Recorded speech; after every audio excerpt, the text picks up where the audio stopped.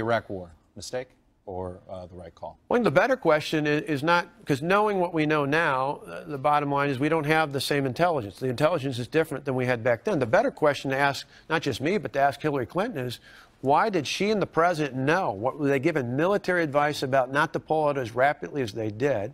Why did they make the decision to pull out as quickly as they did in Iraq, which military expert after expert said would open the door? President Bush signed that agreement, though.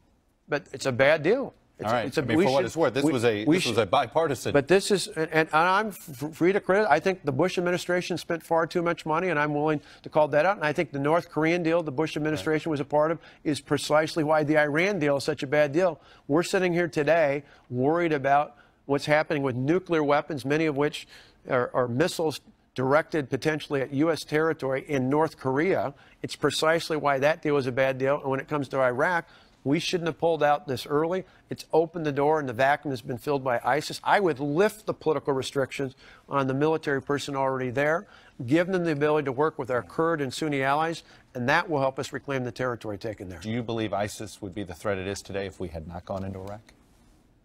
Well, I think that's highly debatable. I think the bottom line is ISIS feeds off of this feeling. There's a caliphate out there that feeds off of jihadist militants coming from around the world to places like Syria and elsewhere that believe that they're driven by the strength of their success. America's position that we have under the Obama-Clinton doctrine is leading from behind.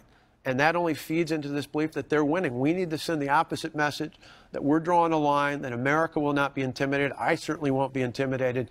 Now is not the time to go with untested leadership, and that's what we get if we go on the path like we did with Barack Obama, of putting someone in office who's never led anything in government before. Let me go back to what's the answer here? We've tried toppling leaders in Iraq and Libya. We've tried drone strikes. That seems to create more terrorists.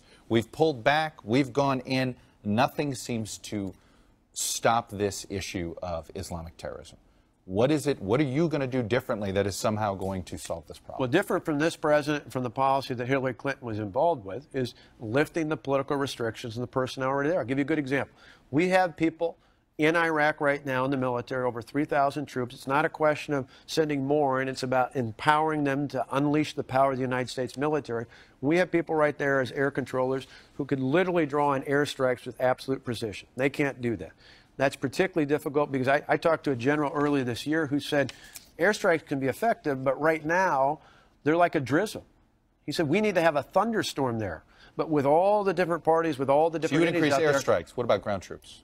I think you empower the military personnel like these spotters, like these... We saw with the folks that were embedded in the surge, the very effective tools to empower the Iraqis, the Kurdish allies that we have, the Sunni tribal leaders that we have there. All those forces are in a position, if we give them the help by lifting those political restrictions, to go in and allow them, empower them, the people actually in Iraq, to reclaim that territory. You don't think we need new additional well, I think we need to lift those restrictions first. Okay. We should never do what this president has done. We should never signal to our enemy how far we're willing to go or what period of time we're going to do, or they'll just wait us out. But I can guarantee the American people that if I'm commander-in-chief, I will never make a decision about the use of force that isn't driven by military decisions, as opposed to what I see under this administration, which are things largely driven by political and bureaucratic considerations.